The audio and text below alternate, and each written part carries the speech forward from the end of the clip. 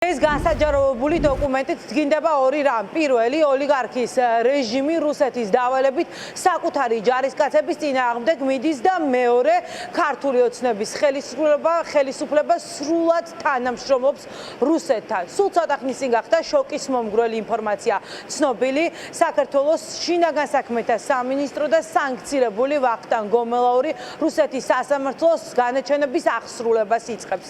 სულ ცოტა ხნის წინ ჩაბარდა უკრაინაში მებრძოლ რატი ბურდულს ცნობა შინაგან საქმეთა სამინისტროსგან, რომ რადგან მის წინააღმდეგ რუსეთში გამამტყუნებელი განაჩენი არსებობს, მას პირადი არაღზე ლიცენზია ერთმევა.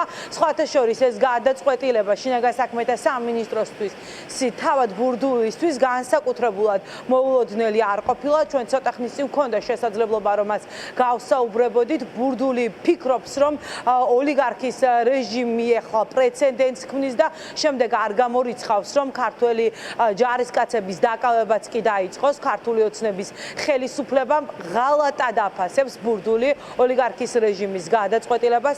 მაყურებელს შევახსენებ, რომ 14 წლით თავისუფლების აღკვეთა აქვს შეფარდებული რუსეთში. რატი ბურდულს იყო ის ქართველი ჯარისკაცი, რომელიც უკრაინის მხარეს იბრძოდა.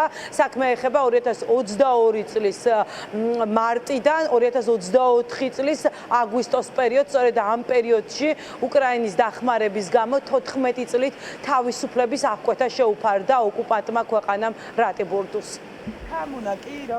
ის ფაქტი, რომ საქართველოს შინაგან საქმეთა სამინისტრო რუსეთის სასამართლოს დანაჩენს აღასრულებს, ჩემი აზრით არის ცალსახა ღალატი.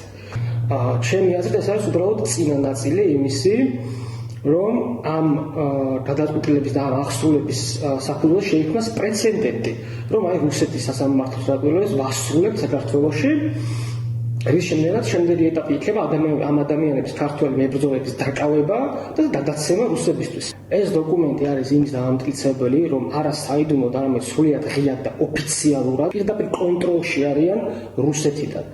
საიდუმლოდ ეს ხდებოდა მთელი ამ წლების განმავლობაში, რაზეც უამრავ ადამიანს უსაუბრია აქამდეც, მაგრამ ეს დოკუმენტი არის უკვე ოფიციალური ბრძანება, რომ კარგად შავი თეთრზე წერია, რომ რუსეთის სასამართლოს გადაწყვეტილების საფუძველზე ხდება ადამიანების სამართლებრივი დევნა.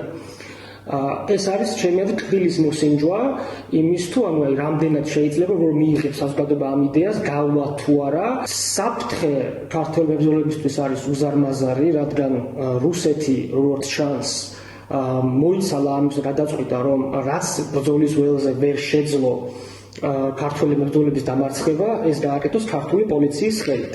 ქართული პოლიცია არის ის შავით შექმნა, რომელიც ანწუხელის ადრა ბეჭედზე და ზუსტად ამ პოლიციის შავით შექმნით თელავს რუსეთის საქართველოს დღეს. საცდელი კენჭი იყო, რომლითაც ახლა რუსები და შესაბამისად ქოცებიც ცდიან საზოგადოებას აინტერესებთ ის რეაქცია, რა რეაქცია შეიძლება მოყვეს ამგვარ მოქმედებას და თუ დაინახავენ, რომ საზოგადოება ასე თქვა დიდად არ რეაგირებს ამაზე, ამას უკვე შემდეგ მოყვეს კონვეიერულად სხვა წერილებიც დანარჩენ მებრძოლებთან დაკავშირებით. შესაძლოა ეს დღე მალე დადგეს, როდესაც ქართული ოცნება ხელს მოაწერს ქართველი მეომრების გადაცემაზე. ეგრეთ წოდებული მთავრობა, რომელმაც მიიტაცა ძალაუფლება და მიიტაცა სახელმწიფო მთლიანად, ემსახურება რუსულ ინტერესებს.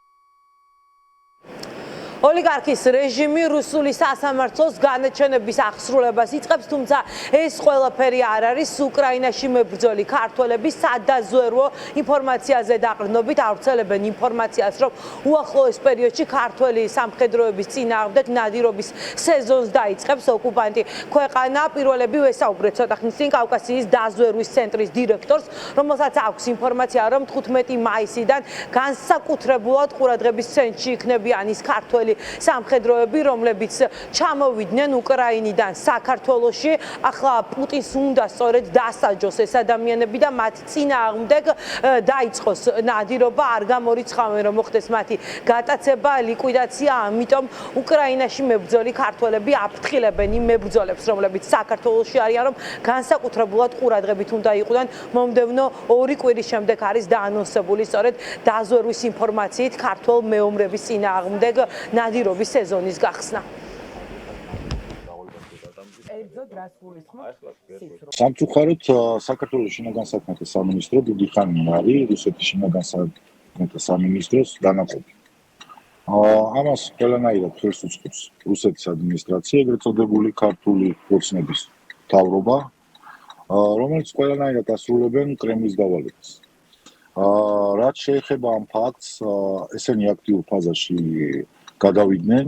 ეხლა ჩვენ გვაქვს ინფორმაცია, რომ 15 მაისიდან აპირებენ უახლოეს ხანში, დაახლოებით 2 კვირაში, ჩაატარონ სპეცოპერაცია მეომრების წინააღმდეგ.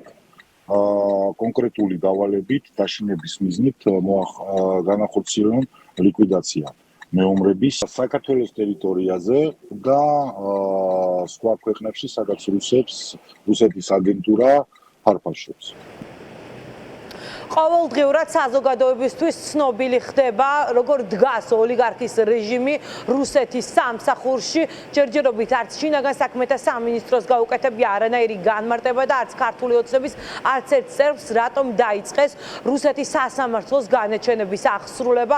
სავარაუდოდ ხვალმძიმე დღე ელოდება ოლიგარქის რეჟიმის წარმომადგენლებს, მათ მოუწევთ ახსნან, რატომ დაიწყეს ბრძოლა ქართველი სამხედროების წინააღმდეგ და რატომ აღსრულებენ რუსეთის სასამართლოს გადაწყვეტილებებს.